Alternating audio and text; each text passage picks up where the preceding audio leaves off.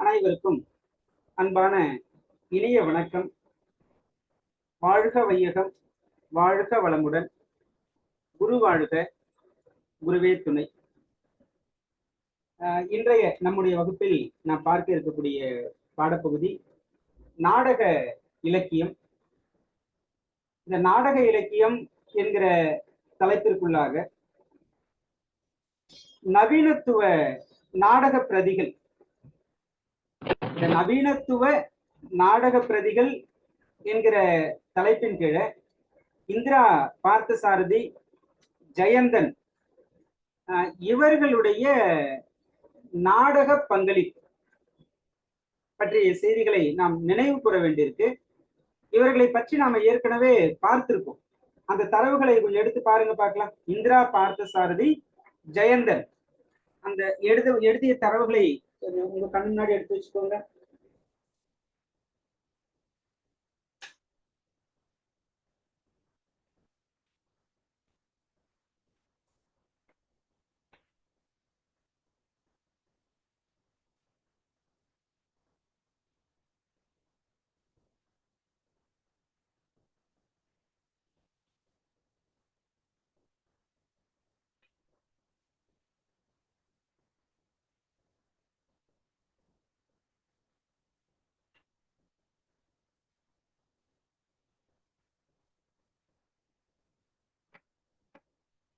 எடுத்துக்கிட்டீங்கன்னு நினைக்கிறேன்.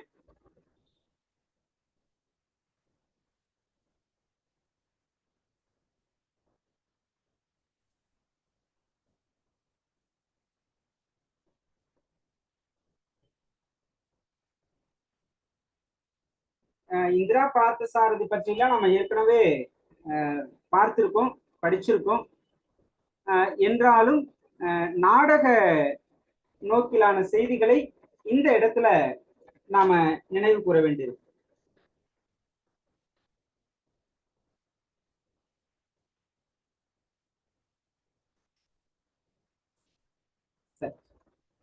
இந்திரா பார்த்தசாரதி அவர்கள் கும்பகோண பகுதியை சார்ந்தவர் என்பதெல்லாம் ஏற்கனவே நாம பார்த்திருக்கோம். சாகித்ய அகாதமி விருதாளர். எந்த படைப்புக்காக இவர் அந்த விருதை பெற்றார்? குருதிப்புணல். ஆமா, குருதிப்புணல். துவக்க காலத்துல தீபம், கல்கி, கணையாழி இந்த இதழ்களில் எல்லாம் எழுதி வந்தவர். இவருடைய முதல் நாடகம் மழை என்பது. நாடக பகுதி என்பதனால நாடக செய்திகளை நினைவு கூறலாம். இந்திரா பார்த்தசாரதி அவர்களுடைய முதல் நாடகம் மழை.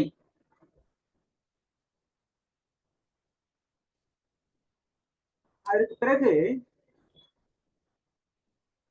இது முதல்ல நிலம் என்னும் நல்லால் இந்த தலைப்புலதான் நாவலா எழுதினாருங்க. நிலம் என்னும் நல்லால் அது நாவலாக எழுதி, பிறகு நண்பர் ஒருவர் தான் நாடகமா எழுதினா சிறப்பா இருக்குமே என்று கேட்டுக்கொண்டதற்கு இணங்க அதை நாடகமாக எழுதினார்.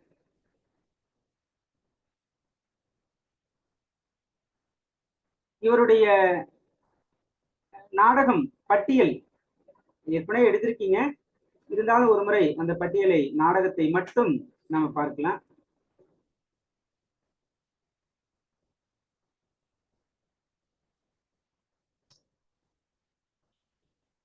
மழை, போர்வை, போர்வை போர்த்திய உடல்கள், கால எந்திரங்கள், நந்தன் கதை, அவுரங்கசீப், ராமானுஜர், பொங்கைத்தீ, பசி, புனரபி ஜனனம், புனரபி மரணம், தர்மம், கோயில், இறுதியாட்டம், இவையெல்லாம் இவருடைய படைப்புகள்.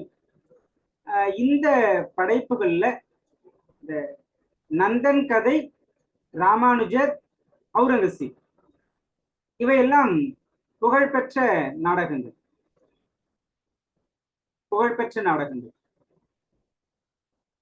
இந்திரா பார்த்தசாரதி படைப்புகள்ல பெரும்பாலும் நடுத்தர மக்களுடைய வாழ்க்கை நிலை பிரதிபலிப்பதை உணர முடியும். குறிப்பா அவர்களுடைய மனக்குழப்பங்கள், அந்த உறவு உறவு புரட்சிகள் இவையெல்லாம் முக்கிய கருவாக அவர் எடுத்தாண்டு இருக்கார். உள்மனதுல நடுத்தர வர்க்கத்தினருடைய அந்த உறுத்தல்கள், குமுறல்கள், எண்ணங்கள், ஏக்கங்கள் இவையெல்லாம் இவருடைய படைப்புகளில் வெளிப்படுவதை பார்க்க முடியும். அதிலும் விரக்தி, தற்கொலை, மரணம், தோல்வி, தனிமை, நோய், துன்பம், மன உளைச்சல் இந்த கூறுகளை எல்லாம் மிகுதியாக வெளிப்படுத்தியிருக்கார். இவருடைய பசி என்கிற ஒரு நாடகம்,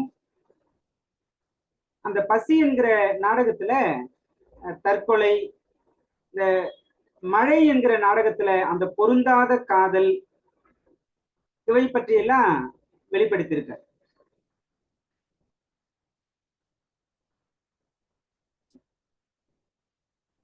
போர்வை போர்த்திய உடல்கள் ஒரு நாடகம் இருக்குல்ல, அதுல வந்துட்டு இந்த விபச்சாரம், பெண்ணடிமை இது போன்ற கூறுகளை எல்லாம் வெளிப்படுத்தியிருக்காங்க.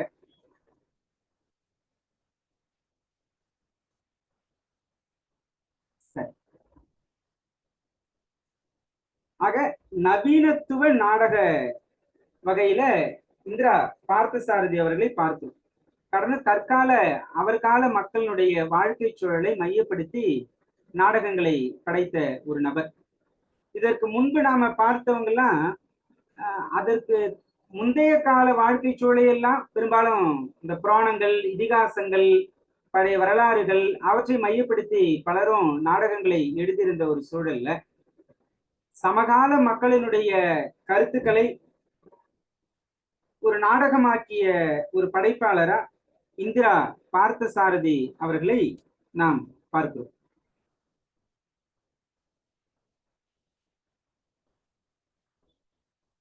பிறகு ஜெயந்தன். ஜெயந்தனை பற்றி நாம எங்க பார்த்திருக்கோம் ஏற்கனவே? சிறுகதையில. ஆமா, சிறுகதை படைப்புல ஜெயந்தன் அவர்களை பற்றி பார்த்திருக்கோம். ஜெயந்தன் ஒருவர் இருக்கிறார், ஜெயகாந்தன் ஒருவர் இருக்கிறார். ஓ சாரி, நான் ஜெயகாந்தன்னே போட்டுட்டு.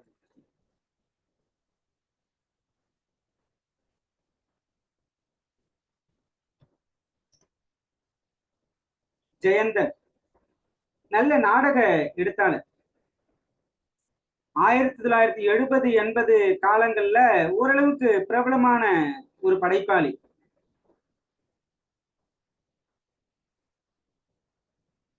இவருடைய முக்கியமான படைப்புகள்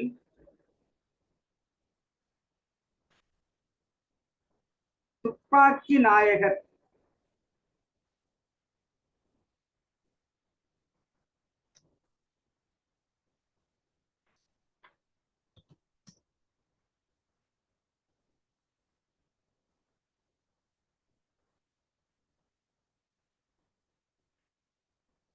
ஜெயந்தனுடைய நாடகங்கள் நினைக்கப்படும், சிறகை விரி, வானம் உனது, இது குறிப்பிடத்தகுந்த நாடகம். மற்ற சில நாடகங்களை எல்லாமும் நம்ம பார்க்கலாம்.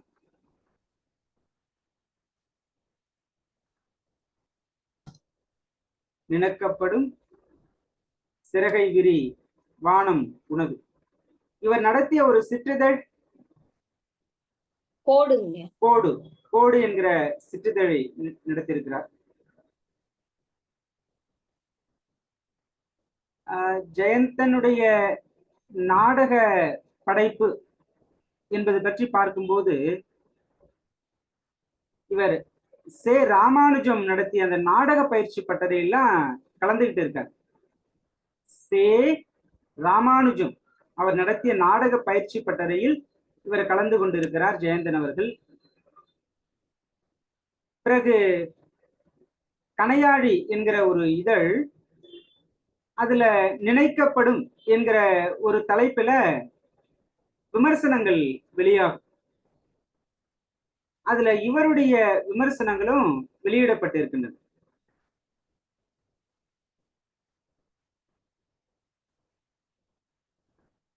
சில சமுதாய எதிர்மறைகளை எல்லாம் வெளிப்படையாக சொல்லும் போது அது சிலருக்கு கோபத்தை வெளிப்படுத்தவும் கூடும்.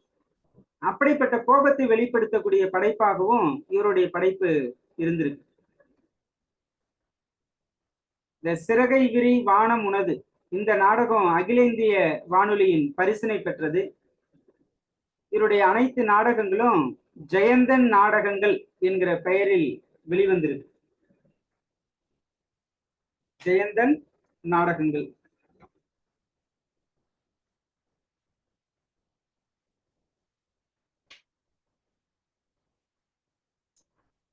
மற்ற இவர் எழுதிய கதை நூல்கள் அதுவும் நல்ல சமகால சூழலை எடுத்து சொல்லக்கூடிய அளவுல இருந்திருக்கு. ஏற்கனவே நம்ம பார்த்ததுதான் இந்த துப்பாக்கி நாயகர். அது ஒரு குறிப்பிடத்தகுந்த கதை. நீங்க கதை இலக்கியத்தில் எழுதியிருப்பீங்கன்னு நினைக்கிறேன். துப்பாக்கி நாயகர். வாழ்க்கை ஓடும். வாழ்க்கை ஓடும் குறிப்பிடத்தகுந்த கதை இதெல்லாம்.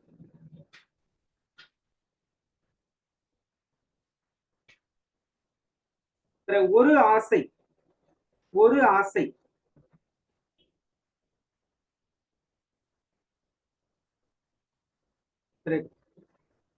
அவர்கள் வந்து கொண்டிருக்கிறார்கள்.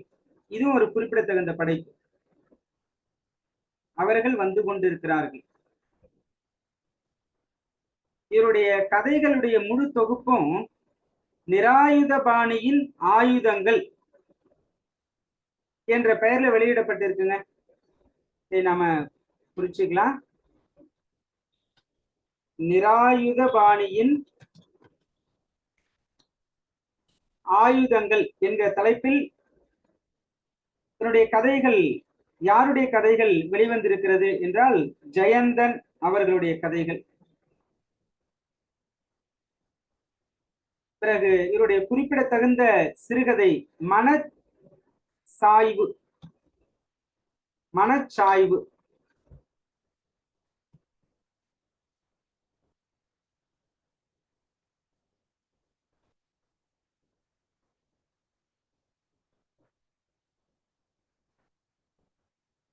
மற்ற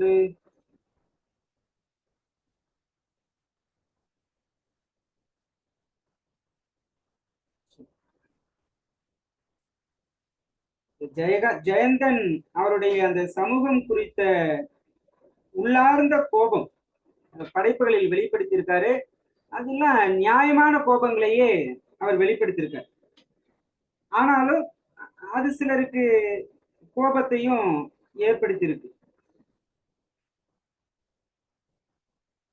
சரிங்க.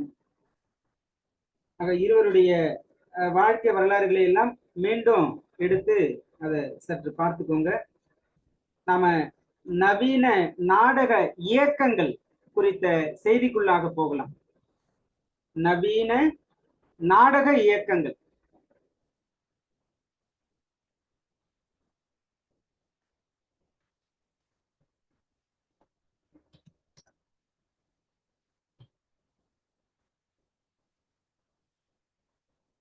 நவீன நாடக இயக்கங்கள் என்கிற தலைப்பிற்குள்ளாக நமக்கு 3 இயக்கங்கள் கொடுக்கப்பட்டிருக்கு. ஒன்று கூத்துப்பட்டறை, மற்றொன்று நிஜ நாடக இயக்கம், பரீட்சா என்பது. கூத்துப்பட்டறை என்பதுல முத்துசாமி. கூத்துப்பட்டறை முத்துசாமி.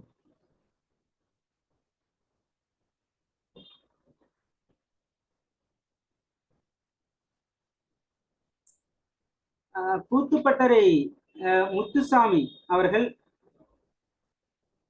1936 முதல் 2018 வரைக்குமான காலகட்டத்தில் வாழ்ந்தவர். முத்துசாமி தஞ்சாவூர் மாவட்டத்தில் பிறந்தவர். தஞ்சாவூர் மாவட்டத்தில் பிறந்தவர்.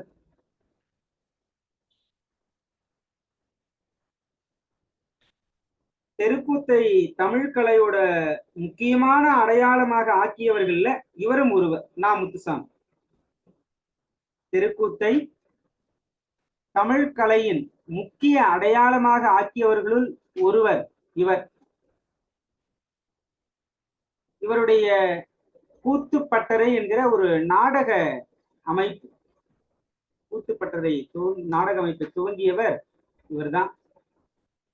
இது நிறைய புதிய நாடகங்களுக்கெல்லாம் நல்ல வழிகாட்டியா இருந்தது. நிறைய சிறுகதைகளும் இவர் எழுதியிருக்கிறார். 5 நூல்களையும் வெளியிட்டு இருக்கிறார்.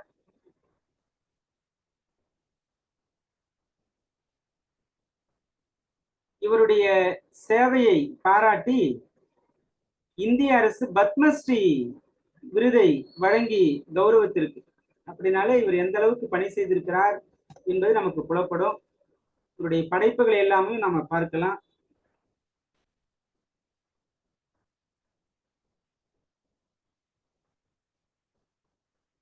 ஆஹ் 2000ஆம் ஆண்டுல சங்கீத நாடக அகாதமியின் விருதையும் பெற்றிருக்கிறார்.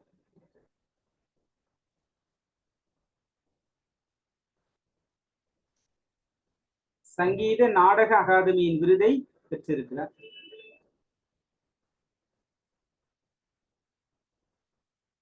இவருடைய படைப்புகள் சில குறிப்பிடத்தகுந்த நாடகங்கள்.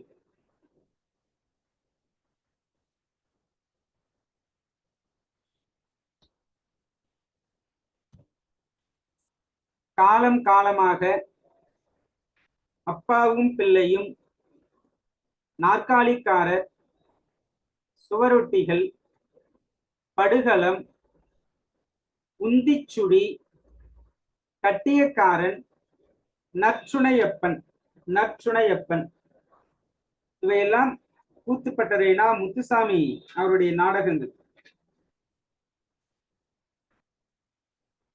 காலம் காலமாக, அப்பாவும் பிள்ளையும், நாற்காலிக்காரர், சுவரொட்டிகள், படுகளம், உந்திச்சுடி, கட்டியக்காரன், நற்றுணையப்பன். இவர் ஒரு சிறுகதை நூலையும் வெளியிட்டிருக்கார். நீர்மை என்பது ஒரே நூல் தான். நீர்மை.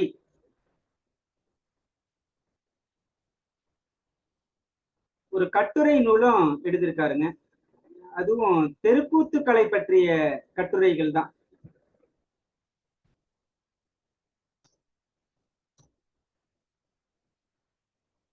அன்று பூட்டிய வண்டி.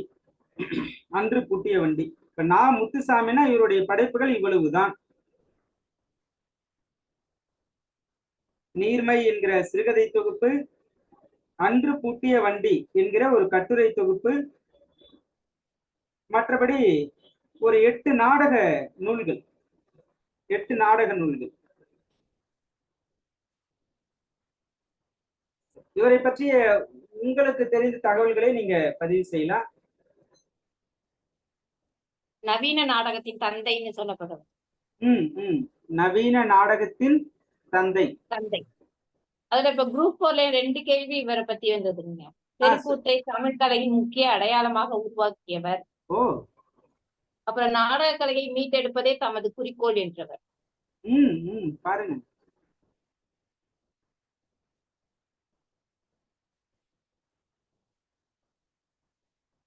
அத நாம் இயல்பா சொன்னது பாருங்க. அது அப்படியே தேர்வுலையும் கேட்டிருக்காங்க. அதை எழுதிக்கோங்க. தெருக்கூத்தை தமிழ் கலையின் முக்கிய அடையாளமாக்கியவர்களுள் முக்கியமானவர் இவரும் ஒருவர். சரி.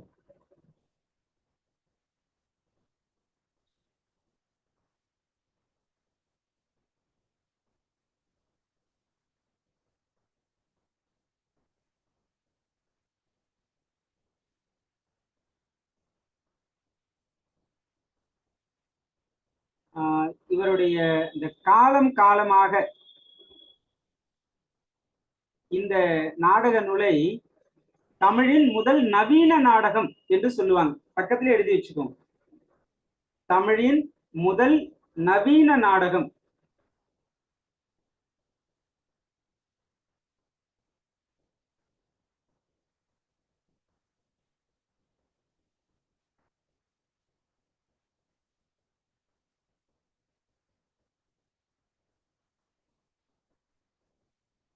சரி.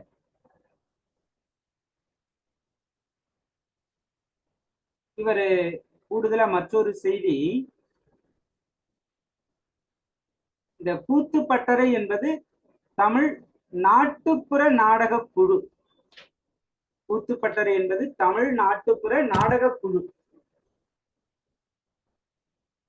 அதனுடைய அதை நிறுவி அதற்கு இயக்குனராகவும் செயல்பட்டவர்.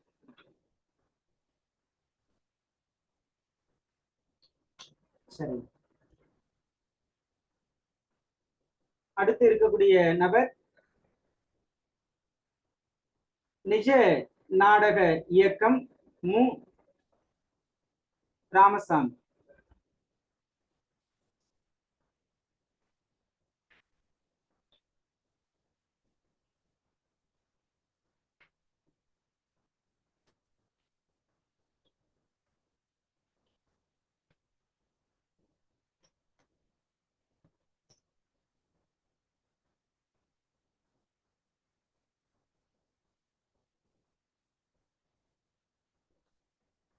இவரை பற்றிய குறிப்பிடத்தகுந்த செய்தி, இவர் 1951 பிறந்தவர். பாளையங்கோட்டையில் பிறந்தவர். பாளையங்கோட்டையில் பிறந்தவர்.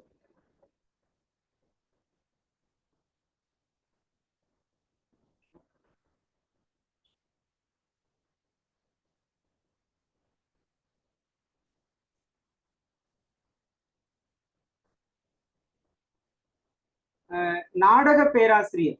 இவர் நாடக பேராசிரியர், நல்ல நடிகரும் கூட. நடிகரும் கூட.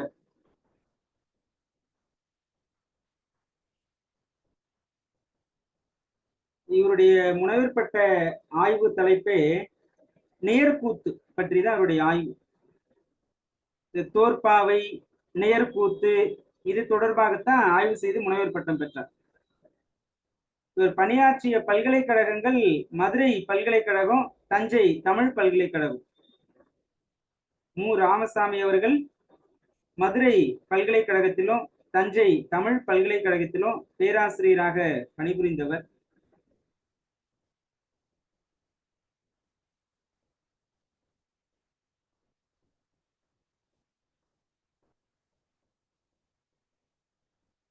இவருடைய நாடகங்களை, இந்த பெயர்களை முதல்ல நாம பார்த்துடலாம்.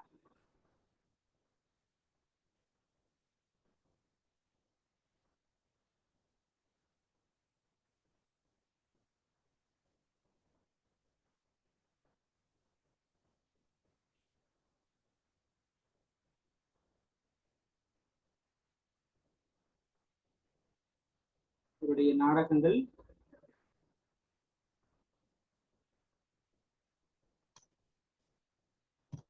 எழுதிக்கோங்க.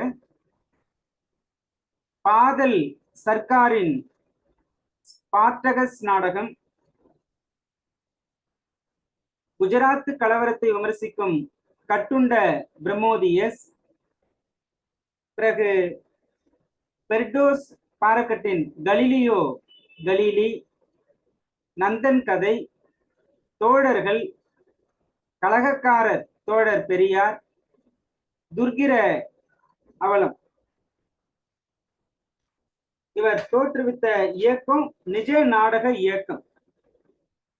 இவர் தோற்றுவித்த இயக்கம் நிஜ நாடக இயக்கம். இதன் மூலம்தான் நாடக கலையை தொடர்ந்து நடத்தி வந்தவர்.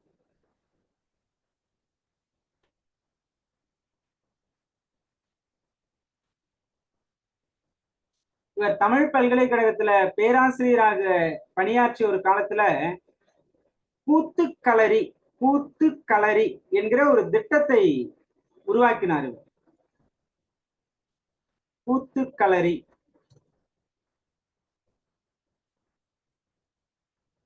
இந்த திரைப்பட விமர்சனம் எழுதுகிற ஒரு நபராகவும் இருந்திருக்கிறார். தமிழ் திரைப்படங்கள்ல நடித்தும் இருந்திருக்கிறார்.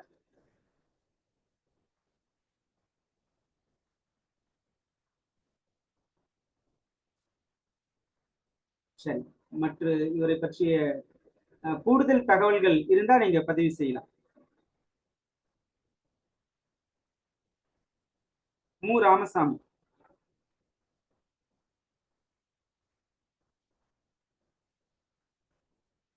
ஆக நவீன நாடக இயக்கங்கள் என்கிற பகுதியில கூத்துப்பட்டறை நா முத்துசாமி, நிஜ நாடக இயக்கம் தோற்றுவித்த மு ராமசுவாமி. ஐயா, நந்தன் கதைன்றது இந்திரா பார்த்தசாரதி எழுதிட்டாரு, இவர் எழுதிட்டாரு. 2 பேருமே நந்தன் கதைன்ற தலைப்புல நாடகம் எழுதிட்டாரு. ஓ, இந்திரா பார்த்தசாரதியும் நந்தன் கதைன்னு ஒண்ணு எழுதிட்டாரு. சரி, நாம் ஒப்பிட்டு பார்க்க வேண்டிய செய்தி. சரி,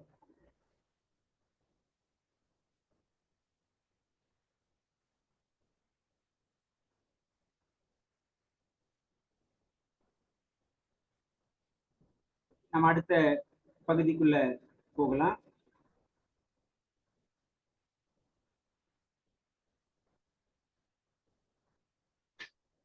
அடுத்து பரீட்சா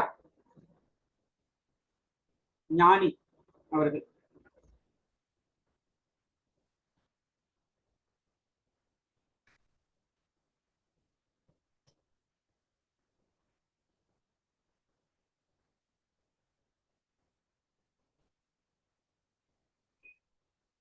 பரீட்சா என்பது ஒரு நாடக குழு.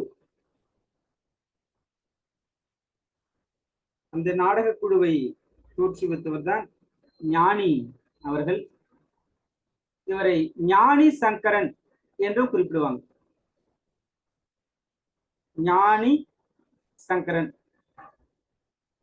இவருடைய காலம் 1954 முதல் 2018 வரைக்கும்.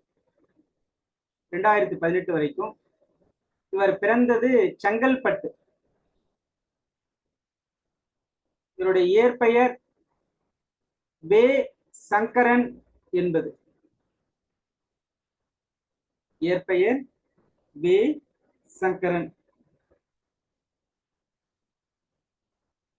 இவருடைய தந்தை பெயர் வந்து வேம்புசாமி. இவர் ஆங்கில இதழாசிரியர், இதழாளர்.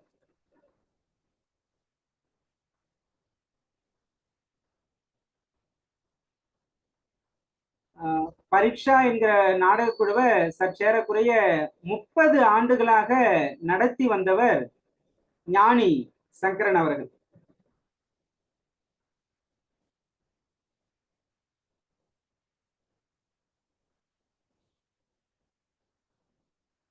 பெரியார் பற்றிய தொலைக்காட்சி படம் ஒன்றையும் இவர் இயக்கியிருக்கிறார். பெரியார் பற்றிய தொலைக்காட்சி படத்தை இயக்கியவரும் ஞானி சங்கரன் அவர்கள்.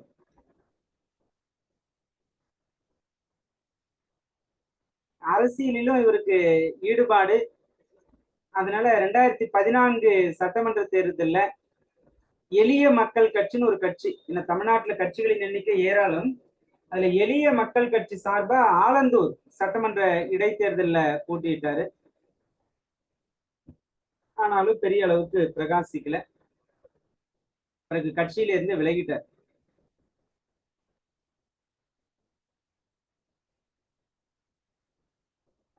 இவருடைய படைப்புகள், குறிப்பாக நாடகங்கள், பரீட்சா ஞானி அவர்களுடைய நாடகங்கள் பலூன், பட்டம், என் மகன், விசாரணை, சண்டைக்காரிகள் இதெல்லாம் ஞானியினுடைய நாடக நூல்கள். இவர் படிச்சதுலாம் சென்னை தாம்பரத்தில் இருக்கிற கிறித்துவ கல்லூரி தான்.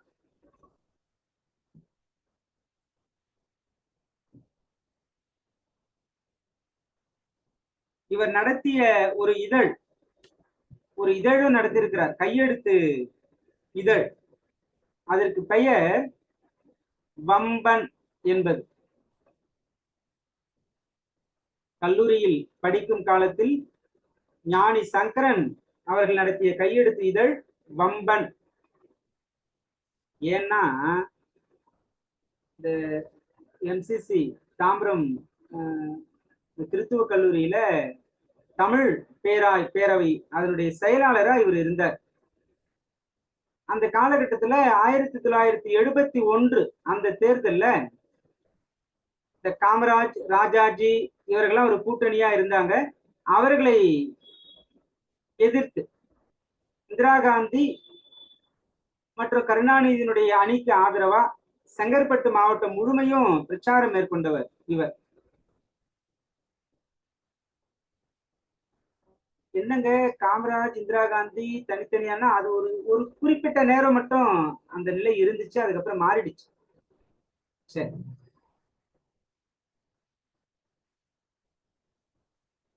இவருடைய மற்றும் சில படைப்புகளை நாம பார்த்துடலாம். நாடகங்கள் பார்த்திருக்கோம், 5 படைப்புகள்: பலூன், வட்டம், எண்மகன், விசாரணை, சண்டைக்காரிகள். எண் என்பது டன்னகர எண்ணா இருக்கு, அதை நம்ம மூல நூல்ல பார்த்துதான். ஒருவேளை 8 மகன் எண் என்றாலே 8 தான் டன்னகரம் போட்டா, அதை மட்டும் உறுதிப்படுத்தணும். இவருடைய கட்டுரை நூல்கள்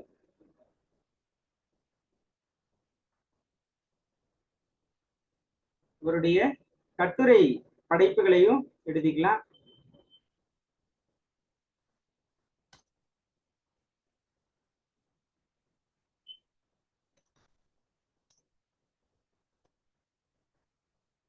பழைய பேப்பர், மறுபடியும், கண்டதை சொல்லுகிறேன், கேள்விகள், மனிதன் பதில்கள், நெருப்பு மலர்கள், பேய் அரசு செய்தால், அடுத்தது அயோக்கியர்களும் முட்டாள்களும், கேள்விக்குறியாகும் அரசியல், அறிந்தும் அறியாமலும்,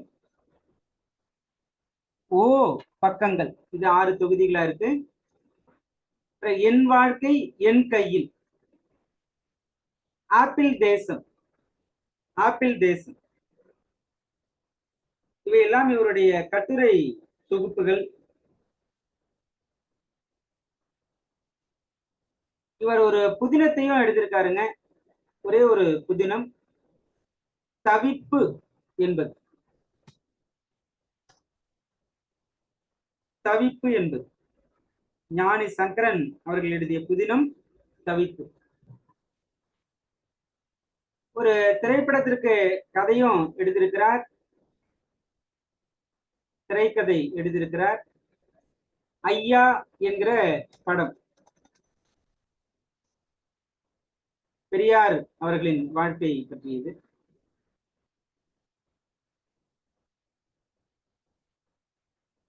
இவருடைய குறும்படங்கள் 2 உண்டு. குறும்படங்கள்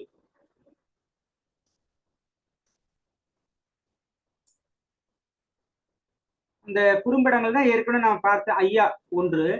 அதற்கு பிறகு ஜேம்ஸ் இப்பொழுது என்ன செய்ய வேண்டும் என்கிற ஒரு குறும்படம். இது இந்த ரீல் இயக்கத்தின் சார்பில் ஒரே ரீல்ல ஒரே டேக்ல எடுக்கப்பட்டதான். பெரிய விஷயம்தான். ஜேம்ஸ் இப்பொழுது என்ன செய்ய வேண்டும்.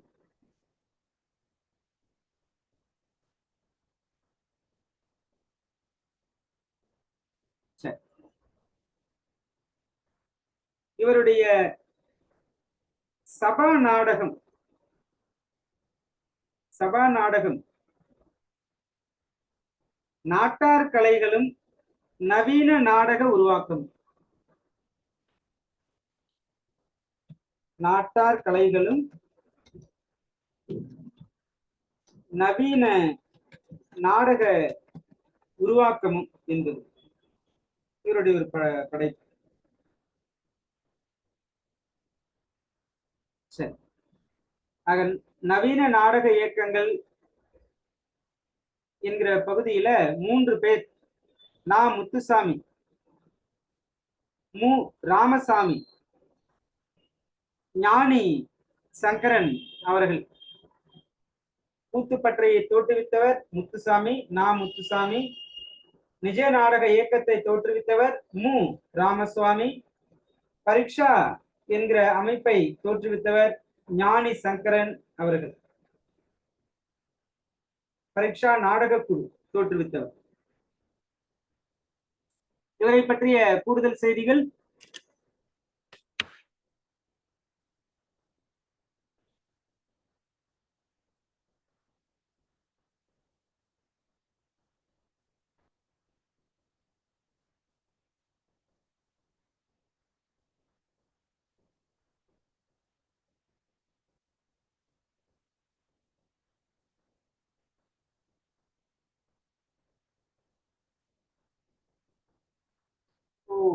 மன்னிக்கணும், ஒரு சின்ன திருத்தம், இதை மட்டும் கொஞ்சம் கவனிச்சுக்கோங்க. கடைசியா நாம அந்த சபா நாடகங்கள் சொல்லி நாட்டார் கலைகளும் நவீன நாடக உருவாக்கணும்னு சொன்னோம் இல்லையா, அவருடைய படைப்புன்னு. அது இவருடைய படைப்பு கிடையாதுங்க. நாம அடுத்து பார்க்க இருக்கக்கூடிய தலைப்புங்க. அந்த ஒரு செய்தியை மாத்திக்கோங்க.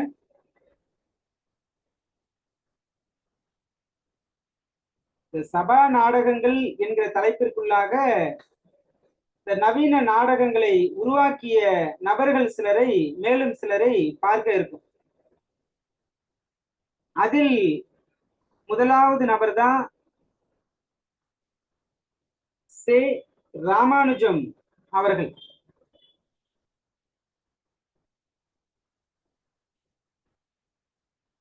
சே ராமானுஜம் அவர்கள்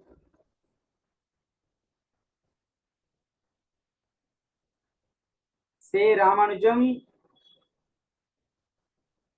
1935 முதல் 2015 வரைக்கும் வாழ்ந்தவர். நவீன நாடக இயக்குனர் இவர்.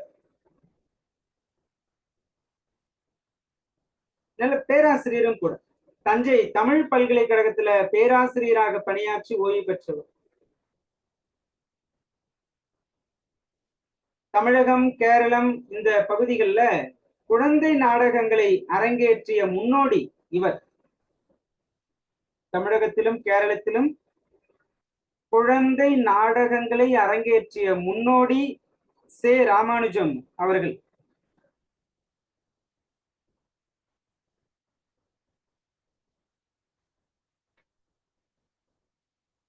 இவர் பிறப்பு திருநெல்வேலி மாவட்டம்.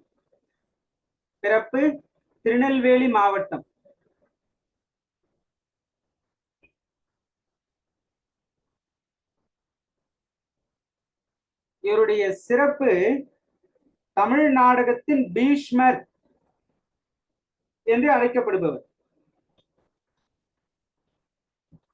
தமிழ் நாடகத்தின் பீஷ்மர்.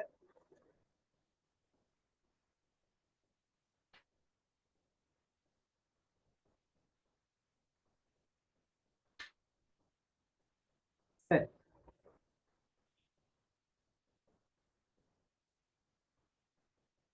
நாடக கல்வி முறையாக கல்வி நிலையங்களிலே பயின்றவர்.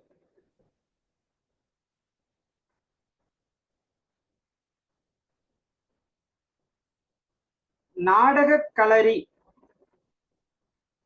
என்கிற ஒரு அமைப்பு கேரளாவில் இருந்தது. நாடக களரி, அந்த அமைப்பிலும் இவர் இணைந்து பணியாற்றி இருக்கிறார்.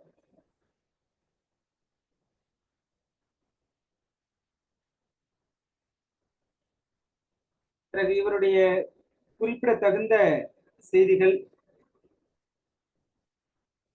சின்ன வயசுலயே காந்திய சிந்தனைகள்ல மிகுந்த ஈடுபாடு கொண்டவர் இவர்.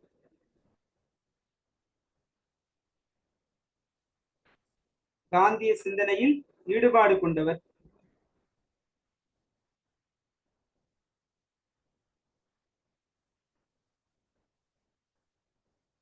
மற்ற குறிப்பிடத்தகுந்த செய்தி, சே ராமானுஜம் அவர்கள் நாடகம் கற்றுக்கொண்ட குரு என்று சொன்னால் அதில் ஒருவர் அல்காஜி அவர்கள். இந்த செய்தியை நம்ம பார்த்து எழுதிக்கலாம். நவீன நாடக முறையின் முன்னோடியாக இருந்த அல்காஜியின் மாணவர் சே ராமானுஜம் அவர்கள்.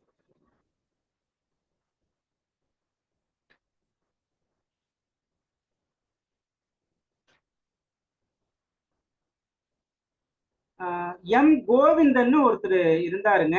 அவர் ஒரு சபை தோற்றுவித்தார். என்ன சபைன்னு, தனது நாடக வேதி, ஒரு அரங்கு, அதை எழுதிக்கோங்க. எம் கோவிந்தனின் தனது நாடக வேதி, இது சுய நாடக அரங்கு. அதுல சில கோட்பாடுகளை எல்லாம் வைத்து கோவிந்தன் அவர்கள் நாடகங்களை வெளியிட்டார். அதுல இவர் ரொம்ப ஈர்க்கப்பட்டார், சே ராமானுஜம் அவர்கள்.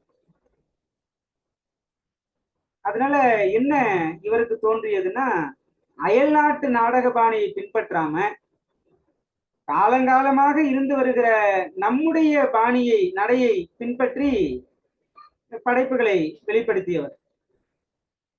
17 நாடகங்களை எழுதியிருக்கிறார் சே ராமானுஜம். தமிழில் 17 நாடகங்களை எழுதியிருக்கிறார்.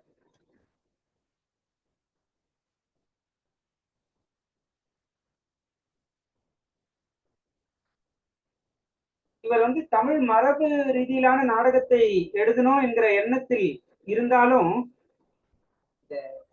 சமகால மக்களுக்கு ஏற்ற வகையில் அதை வெளிப்படுத்தணும் என்பதுல ஒரு உறுதியா இருந்தாருங்க. யதார்த்தமான நாடகங்களை உருவாக்கியவர் இவர். அதனால எந்த நாடகமா இருந்தாலுமே அதை புதிய ஒரு அரங்க கலை வடிவமாக ஆக்குவதே இவருடைய நடையா இருந்துச்சு.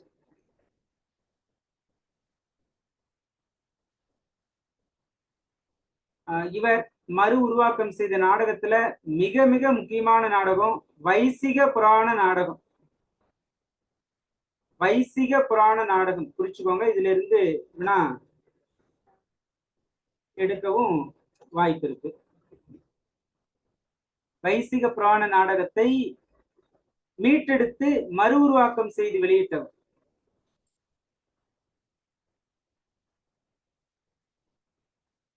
சரி,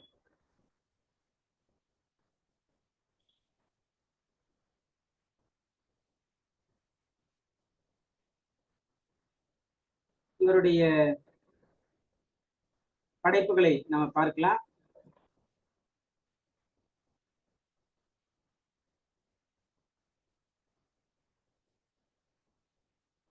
இவருடைய சாதனை என்று சுருக்கமாக பார்த்தோம்னா, வைசிக புராண நாடகத்தை மீட்டெடுத்தது, தமிழகத்துல குழந்தைகளுக்கான நாடக அரங்கை உருவாக்கியது. சரி, நாடக படைப்புகளை பார்க்கலாம்.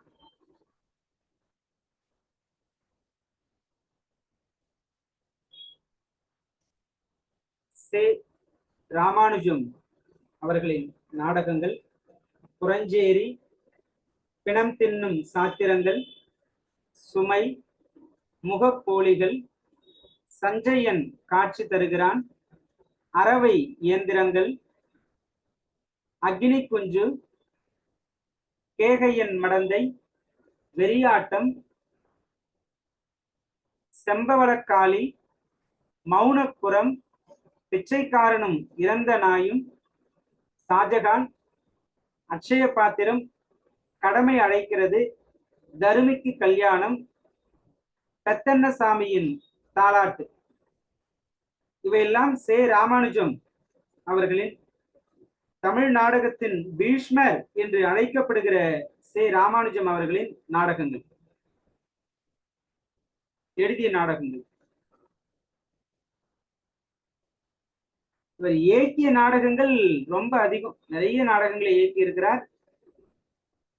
மலையாளத்திலும் நாடகங்களை படிச்சிருக்கார்.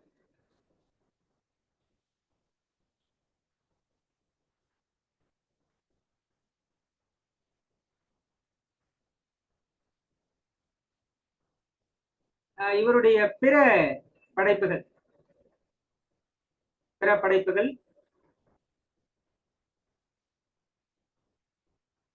இந்த கைசிக புராணம், அதை நாடகமாகவும் நடத்தியிருக்காங்க, அதை நூலாகவும் வெளியிட்டு இருக்கிறார்.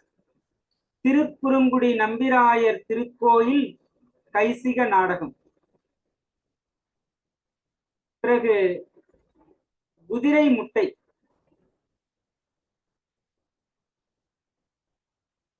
குதிரை முட்டை, குட்டி யானைக்கு கொம்பு முளைத்தது. இது ஏற்கனவே பார்த்திருக்குன்னு நினைக்கிறேன். குட்டி யானைக்கு கொம்பு முளைத்தது.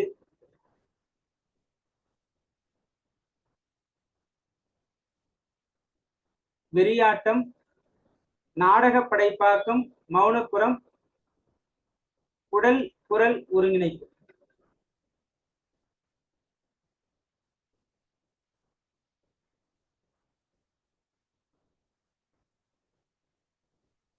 இந்தியிலும் நாடகத்தை படைச்சிருக்காருங்க. கைசா மாசஹாயா, பகவத் விகிதம், இந்தி நாடகம். சரி, இவரை பற்றிய உங்களுடைய கருத்துக்கள்?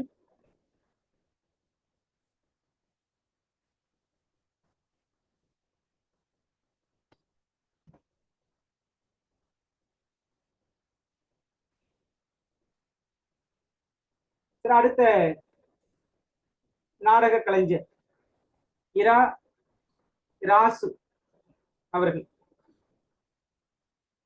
இரா ராசு அவர்கள்.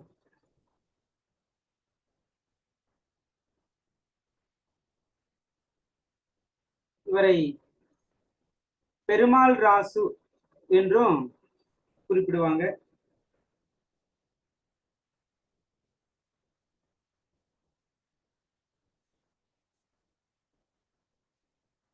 நவீன நாடக உருவாக்கத்துல இவருக்கும் ஒரு முக்கிய பங்கு உண்டு.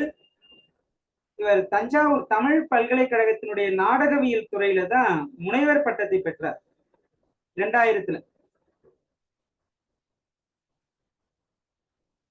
தஞ்சாவூர் தமிழ் பல்கலைக்கழகத்தின் நாடகவியல் துறையில் முனைவர் பட்டத்தை பெற்றவர்.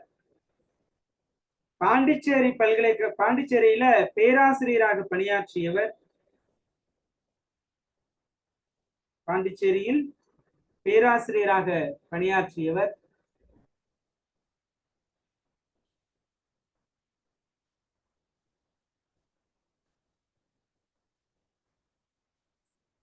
இவருடைய குறிப்பிடத்தகுந்த நாடகம் தொடர்பான நூல்கள்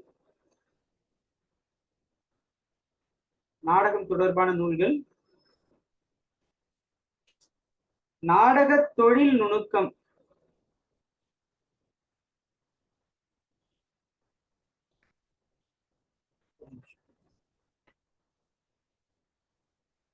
நாடக தொழில் நுணுக்கம்,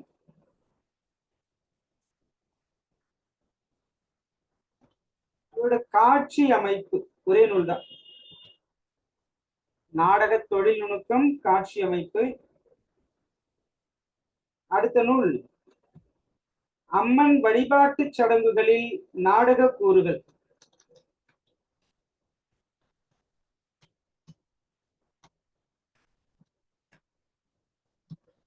அம்மன் வழிபாட்டு சடங்குகளில் நாடக கூறுகள்.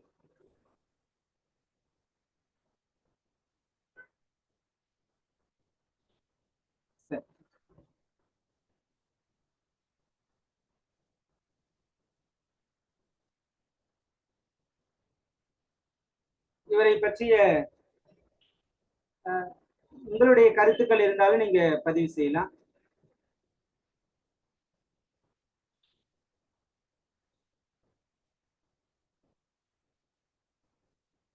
பெருமாள் ராசு வேறு இவர் வேறு என்கிற கருத்தும் உண்டு.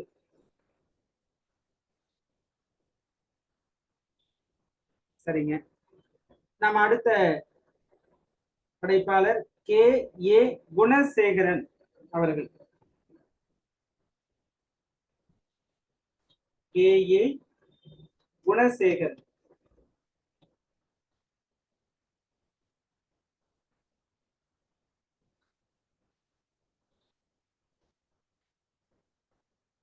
கரு அழ குணசேகரன். இதுதான் K.A. குணசேகரன். கரு அழ குணசேகரன்.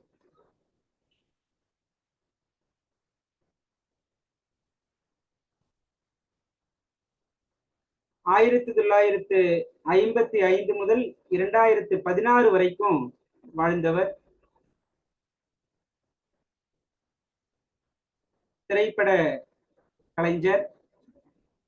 பிறப்பு ராமநாதபுரம் மாவட்டம். பிறப்பு ராமநாதபுரம் மாவட்டம்.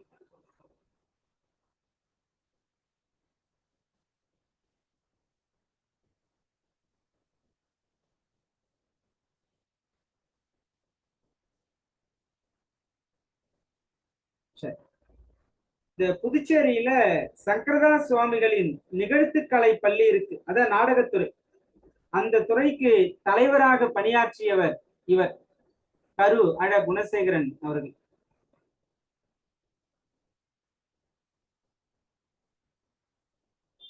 நாடகத்தை பற்றியும் நாட்டுப்புறவியல் பற்றியும் ஒரு 50க்கும் மேற்பட்ட ஆய்வு கட்டுரைகளை எழுதியிருக்கிறார். ஒரு 14க்கும் மேற்பட்ட நூல்களை எழுதியிருக்கிறார்.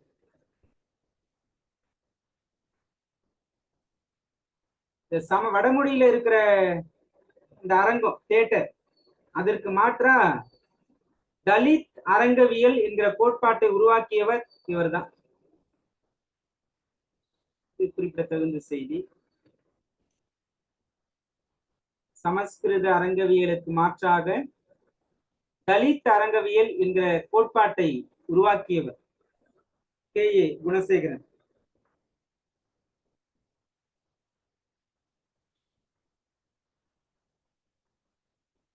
இவருடைய முதல் தலித் நாடகம்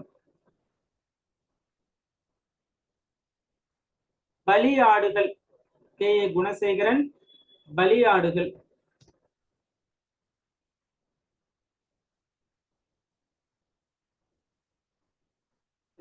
தன்னநாணி என்று ஒரு கலைக்குழுங்க, தன்னநாணி. அந்த கலைக்குழு வழியா சமூக பிரச்சனைகளை மையமாக கொண்ட நாடகங்களை அரங்கேற்றியவரும் கே.ஏ. குணசேகரன் அவர்கள்.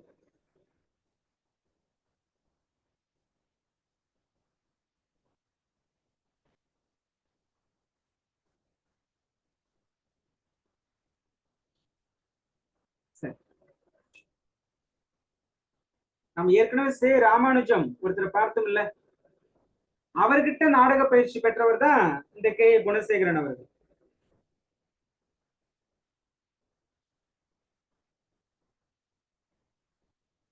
இவருடைய குறிப்பிடத்தகுந்த படைப்புகள்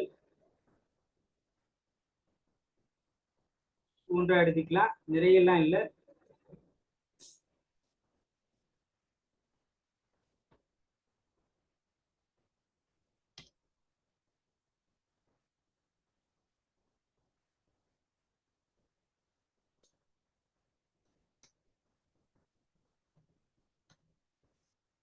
இவர் எழுதியுள்ள நூல்கள் 10 சி.வை. தாமோதரம் பிள்ளை, கரகாட்டம், பலியாடுகள், நகர்சார் நாட்டுப்புற கதைப்பாடல்கள், நாட்டுப்புற நிகழ்கலைகள், பவளக்குடி அல்லது குடும்ப வழக்கு.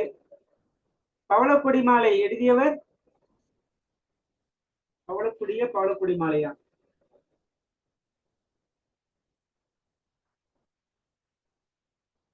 யாருன்னு பாருங்க.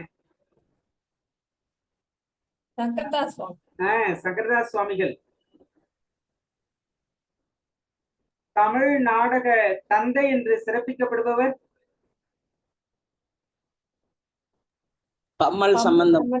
தமிழ் நாடக தலைமை ஆசிரியர் சங்கரதாஸ். தமிழ் நாடக பேராசிரியர் பரதிமார் கலைஞர். தமிழ் நாடகத்தின் பீஷ்மர் ராமானுஜன். சே ராமானுஜன். அடுத்து நாட்டுப்புற மன்னம் மக்களும் தமிழக பழங்குடி மக்கள், இசை நாடக மரபு, நாட்டுப்புற இசைக்கலை, பயன்பாட்டு தலங்களில் பழந்தமிழர் கலைகள், தலித் அரங்கியல், இசை மொழியும் இளையராஜாவும். இவருடைய நாட்டுப்புற மண்ணும் மக்களும் அந்த நூலுக்கு தமிழக அரசின் சிறந்த நுண்கலை நூலாசிரியர் விருது இவருக்கு கிடைச்சிருக்குங்க.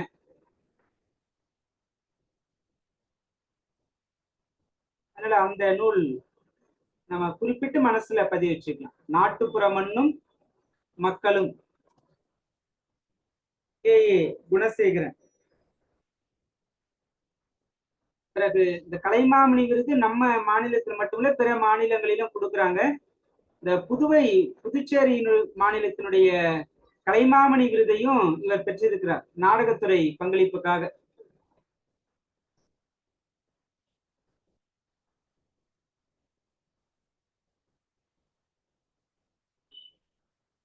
இவரை பற்றிய உங்களுடைய கருத்துக்கள்?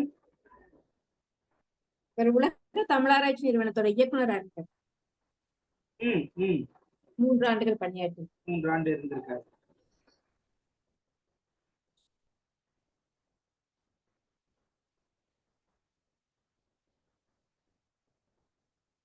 சரி, அடுத்து கருஞ்சுழி ஆறுமுகம் அவர்கள்.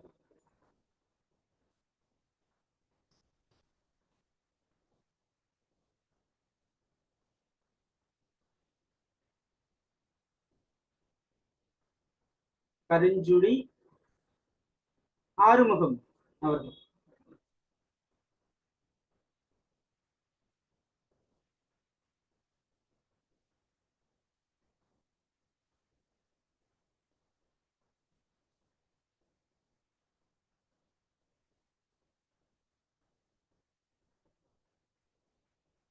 கருஞ்சுழி ஆறுமுகம் நல்ல நாடக கலைஞர். இவரும் பேராசிரியர்.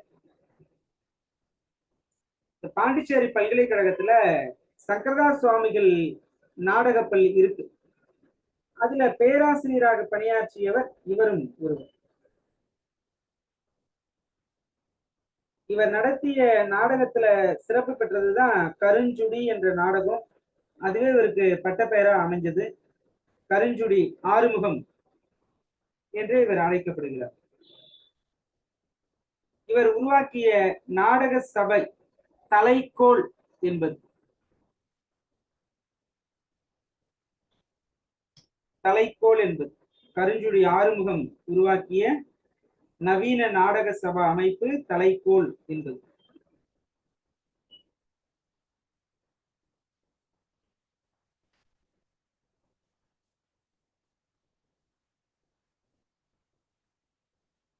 இவருடைய மற்றொரு குறிப்பிடத்தகுந்த படைப்பு காளிக்கு கூலி கூறியது.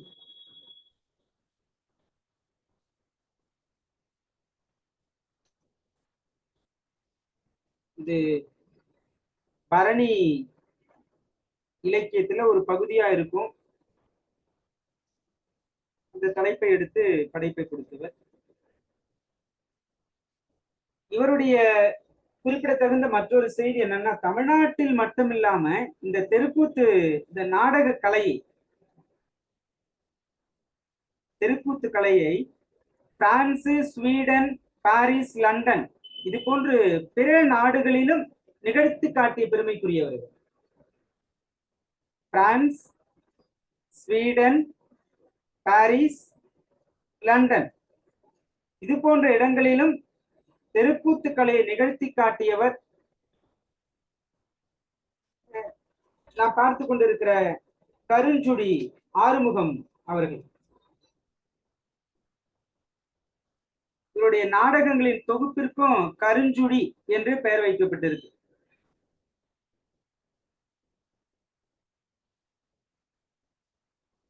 இவர் யாழ் அரங்கம் மற்றும் ஆய்வு நிறுவனம் ஒன்றையும் நடத்தி வருகிறார்.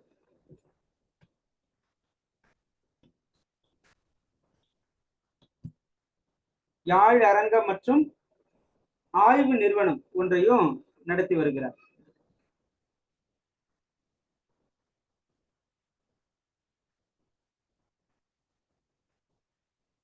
சரி,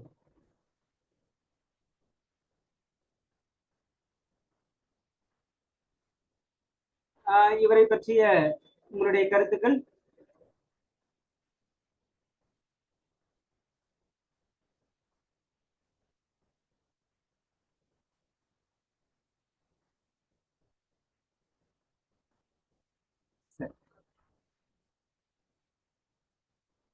அடுத்த கலைஞரை பற்றி நாம பார்க்கலாம். வேலு சரவணன் அவர்கள். வேலு சரவணன்.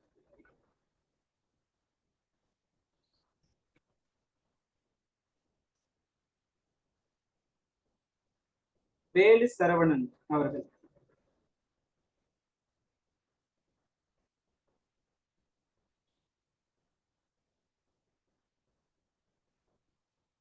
வேலு சரவணன் குழந்தைகளுக்கான நாடக கலைஞராகவும் வெளிப்பட்டவர். குழந்தைகளுக்கான நாடக கலைஞர். புதுவை பல்கலைக்கழகத்துல நாம் ஏற்கனவே சொன்ன தவத்திரு சங்கரதாஸ் நிகழ்கலை பள்ளி இருக்கு இல்லையா, அதுல உதவி பேராசிரியராக பணியாற்றியவர்.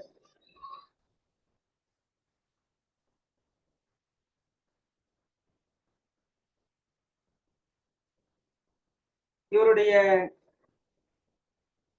குறிப்பிடத்தகுந்த ஒரு நாடகம் கடல் பூதம் என்பது. வேலு சரவணன் அவருடைய படைப்பு, குறிப்பிடத்தகுந்த படைப்பு கடல் பூதம் என்பது. இது குழந்தைகள் விரும்பி படிக்கிற ஒரு நாடகம்.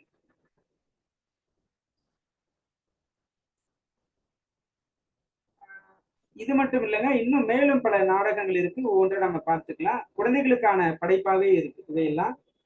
குதூகல வேட்டை,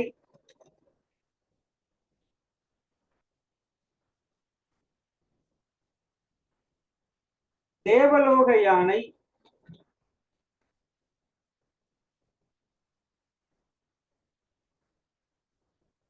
அல்லி மல்லி, பூத கண்ணாடி, பனிவால், கர்ணன், மிருகம், காவல்கார கோமாளி, இதெல்லாம் சிறு சிறு நாடகங்கள் குழந்தைகளுக்காக உருவாக்கி நடிச்சிருக்காரு.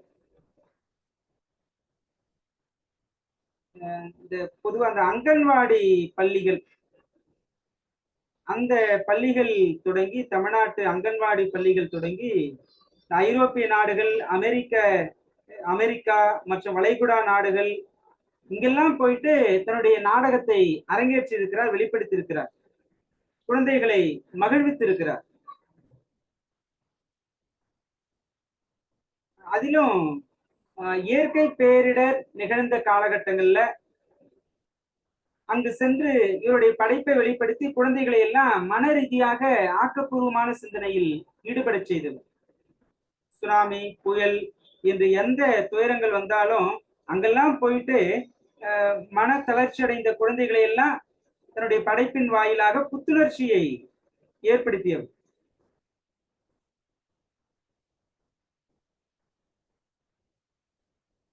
இவர் பிறந்தது புதுக்கோட்டை மாவட்டம்.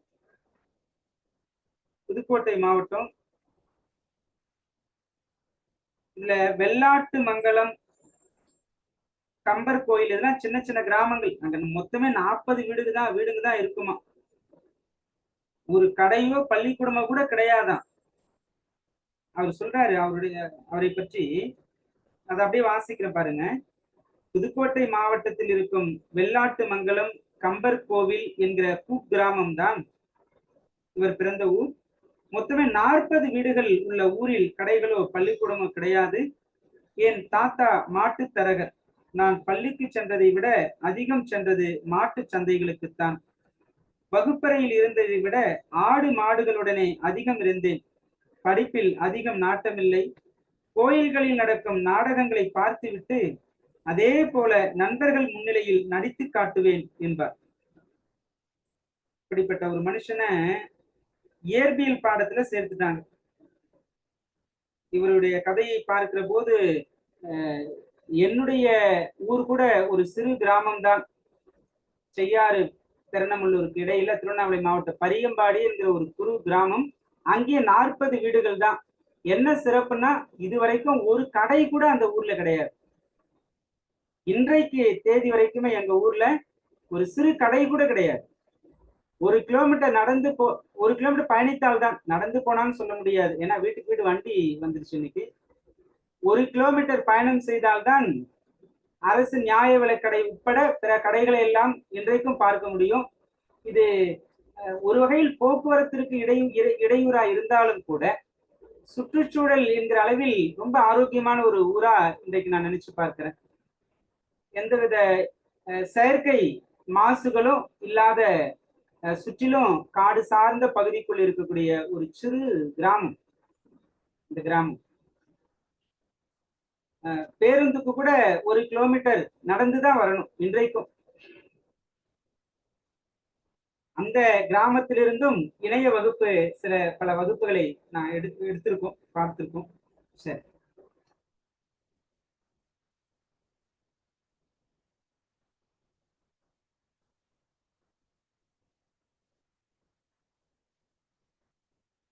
சரி, இவருடைய கதையை நாம பார்த்து அடுத்த செய்தியை பார்க்கலாம். புதுவை மத்திய பல்கலைக்கழகத்துல நாடகத்துறை முதலா தொடங்கப்பட்டது 1988ங்க. புதுவை மத்திய பல்கலைக்கழகத்தில் முதல் முறையாக நாடகத்துக்கான துறை தொடங்கப்பட்டது 1988. அந்த காலகட்டத்துல தான் அந்த நிலையில சேர்ந்து நாடகத்தை கற்றுக்கொண்டவர்.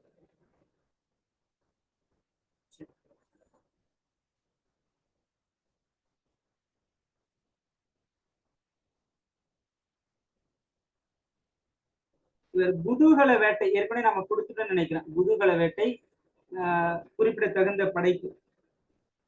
இதனுடைய பின்னணி சோவியத் எழுத்தாளர் நிக்கோலஸ் அவர் எழுதின ஒரு நூல் தான் 3 வேட்டைக்காரர்கள். அந்த கதையை சற்று மாற்றி தான் இவர் குதூகல வேட்டைன்னு எழுதியிருக்கார்.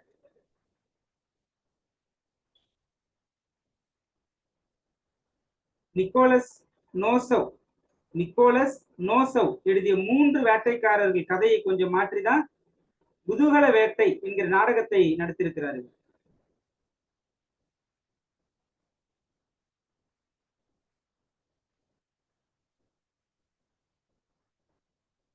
இவர் சென்னையில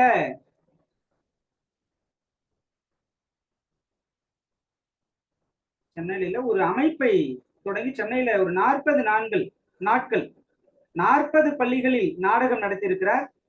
என்ன அமைப்புனா மெட்ராஸ் கிராஃப்ட் ஃபவுண்டேஷன். 1992ல மெட்ராஸ் கிராஃப்ட் ஃபவுண்டேஷன்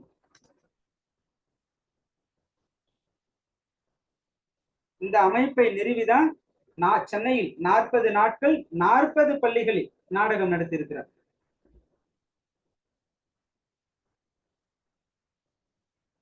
அதே போல தீவுத்திடல்ல பாத்தீங்கன்னா ஒவ்வொரு ஆண்டும் அரசு சார்பில் பொருட்காட்சி நடத்துவாங்க.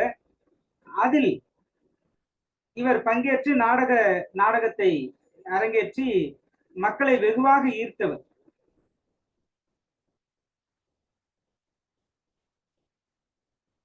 ஞானியோட பரீட்சா குழு ஏற்பாடு செய்த பயிற்சி பட்டறையில பங்கேற்றவர். வேலு சரவணன் அவர்கள் குழந்தைகள் மனதில் நீங்கா இடம் பிடித்தவர் நாடகத்தின் வாயிலாக என்றால் அது வேலு சரவணன். அவருக்கே ஒரு தனித்த சிறப்பு.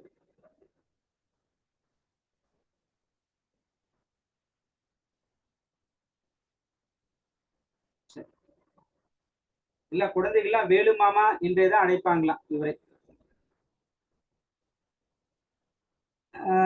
உங்களுடைய கருத்துகள் இவரை பற்றி?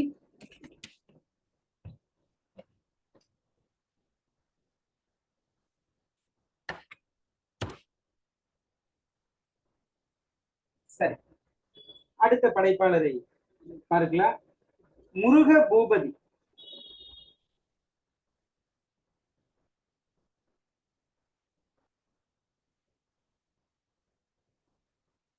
அதற்கு முன்பா வேலு சரவணன் பற்றி மற்றொரு செய்தி.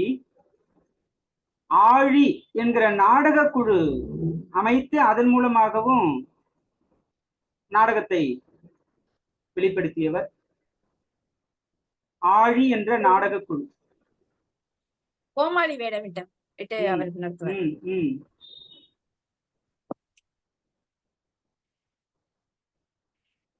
இதை நாம குறிச்சுக்கலாம். ஆழி.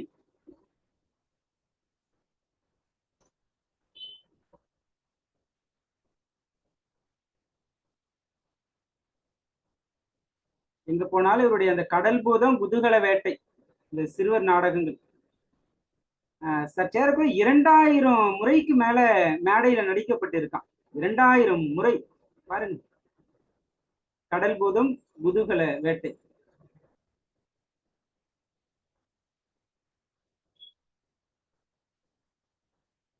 சரி, முருக பூபதி பற்றி பார்க்கலாம்.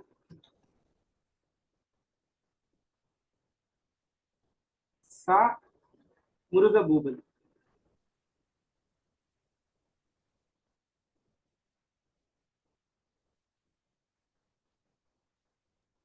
ஆயிரத்தி 1971 பிறந்தவர் முருக பூபதி அவர்கள்.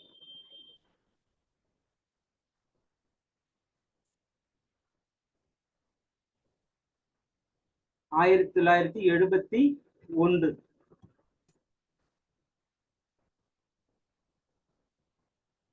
இவரும் யுவ புரஸ்கார் விருது பெற்றவர். யுவ புரஸ்கார் விருது பெற்ற நாடக ஆசிரியர்.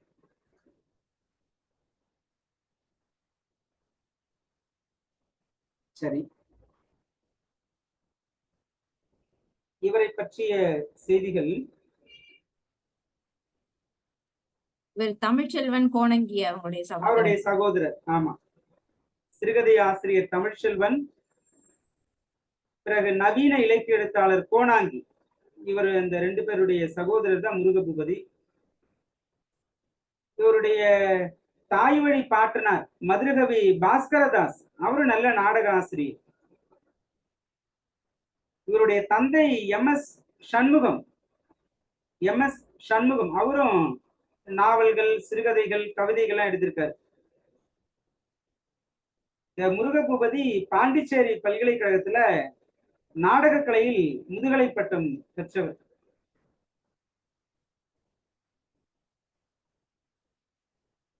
சிருஷ்டி என்கிற நாடக குழுவில் தான் முதல் முறையாக நடிப்பு திறனை வெளிப்படுத்துகிறார், தொடங்குகிறார். சிருஷ்டி.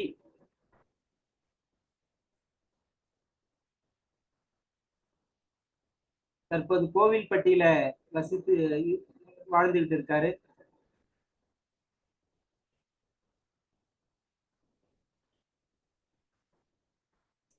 அது சிருஷ்டினா சிருஷ்டி, இதை குறிச்சு வச்சுக்கோங்க.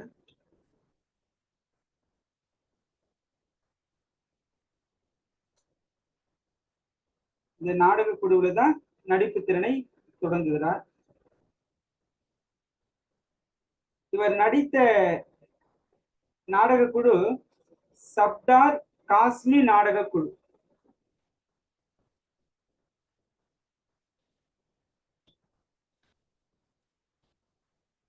இந்த குழுவில் சேர்ந்து நடித்திருக்கிறார். தெரு நாடகத்தில் நடித்திருக்கிறார். இதுவும் ஒரு 150 கிராமங்களில் அரங்கேற்றப்பட்ட ஒரு நாடகம்.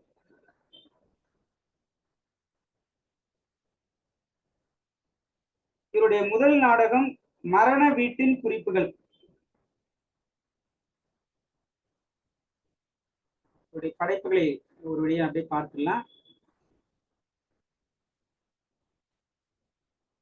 முதல் நாடகம் மரண வீட்டின் குறிப்புகள். 1993. பிறகு சரித்திரத்தின் அதீத அருங்காட்சியகம், வானதத்தி, கூந்தல் நகரம், உத்திர முகமூடி, செம்மூத்தை, குற்றம் பற்றிய ஊடல்,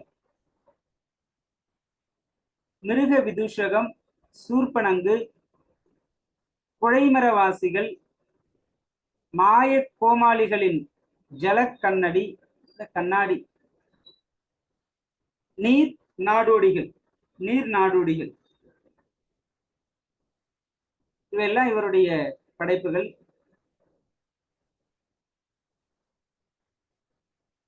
இவருடைய அந்த சூர்பனங்கு என்கிற ஒரு நாடகம் பெண்களின் கொடுமைகளையும் அவலங்களையும் அடிப்படையாக கொண்டு படைக்கப்பட்டதுங்க.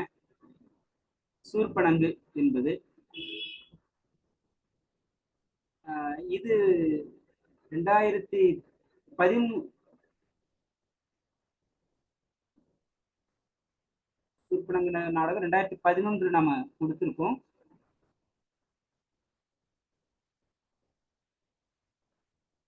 இல்ல, அது 13 மாற்றிக்கோங்களேன். சூர்பனங்கு 2013 ஒரு தரவழி தவறா இருக்கு. எதை வச்சு சொல்றேன்னா 2012 டெல்லி கூட்டு பலாத்கார சம்பவம் நடந்துச்சு இல்லைங்களா, அந்த சம்பவத்தை பின்னணியில் கொண்டு வெளியிடப்பட்டதுதான் சூர்பனங்கு என்கிற நாடகம்.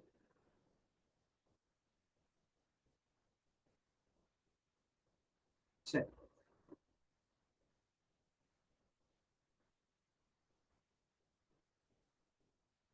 சரித்திரத்தின் அதீத அருங்காட்சியகம் இரண்டாவது படைப்பு இருக்கு இல்லையா, அது உலக நாடுகள்ல நடக்கிற அந்த குற்றங்களை பற்றிய ஒரு படைப்பு. சரித்திரத்தின் அதீத அருங்காட்சியகம்.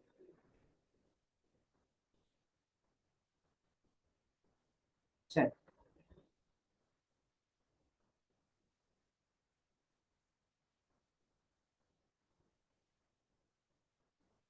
இவரை பற்றிய மேலும் தகவல்கள்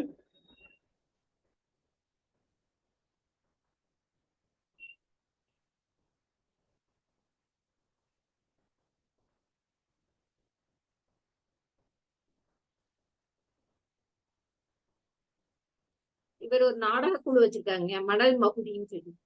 மணல் மகுடி ஒரு அமைப்பு நடத்திட்டு இருக்காருங்களா? கோவில்பட்டியில நடக்குதுங்க அது. சரி,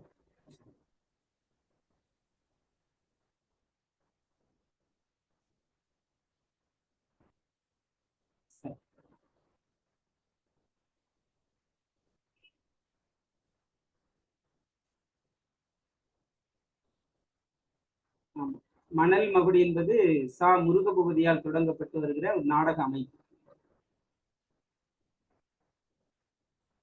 இதையும் எழுதி வச்சுக்கோங்க.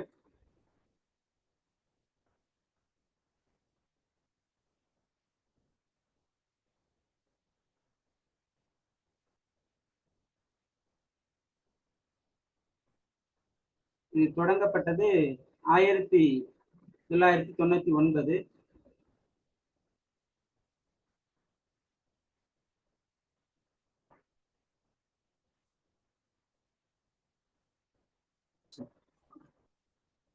முருகபூபதி அவர்களால் தொடங்கி நடத்தப்படும் அமைப்பு மணல் மகுடி என்பது. இதுலதான் அவருடைய நாடகங்கள்லாம் வெளியிடப்பட்டது. சரி, வேறு செய்திகள்? ஆக இன்றைய நம்முடைய வகுப்புல நாம் பார்த்த நாடகம் தொடர்பான செய்திகள், நவீனத்துவ நாடக பிரதிகள், அதுல இந்திரா பார்த்த சாரதி, ஜெயந்தன், பிறகு நவீன நாடக இயக்கங்கள், கூத்துப்பட்டறை நா முத்துசாமி, நிஜ நாடக இயக்கம் மு ராமசுவாமி, பரீட்சா ஞானி, சபா நாடகங்கள் என்கிற வகையில நாட்டார் கலைகளை மீட்டெடுக்கிற நவீன நாடக உருவாக்க கலைஞர்களாக இருக்கிற சே ராமானுஜம், இரா ராசு, கே ஏ குணசேகரன், கருஞ்சுடி ஆறுமுகம், வேலு சரவணன், இவர்களை பற்றிய செய்திகளை இன்றைய வகுப்பில் நாம் சிந்தித்திருக்கின்றோம். ஆக நாடகம் என்கிற இந்த பகுதியை தொடர்ந்து இருக்கக்கூடிய செய்திகளை எல்லாம் நாம் தொடர்ந்து அடுத்த வகுப்பில் பார்க்கலாம். நாடகத்திற்கு அடுத்து அயலக தமிழ் இலக்கியங்கள் இருக்கு. பிறகு உரைநடை வளர்ச்சியின் வகைமைகள், தன் வரலாறு, பயண இலக்கியம், வாழ்க்கை வரலாறு, கடித இலக்கியம், மொழிபெயர்ப்பு, இந்த பகுதிகள் எல்லாம் இருக்கின்றன. இவற்றையெல்லாம் வரக்கூடிய வகுப்புகளில் நாம் தொடர்ந்து பார்க்கலாம். இன்றைக்கு நாம் பார்த்த செய்திகளை ஒரு 3 இல்ல ஒரு 5 நிமிடங்கள் கூட நீங்க மீள்பார்வை செய்யலாம். நாம பேசுவோம். இந்த அளவில் இந்த வகுப்பை நிறைவு செய்கிறோம். அனைவருக்கும் நன்றி. வாழ்க வளமுடன்.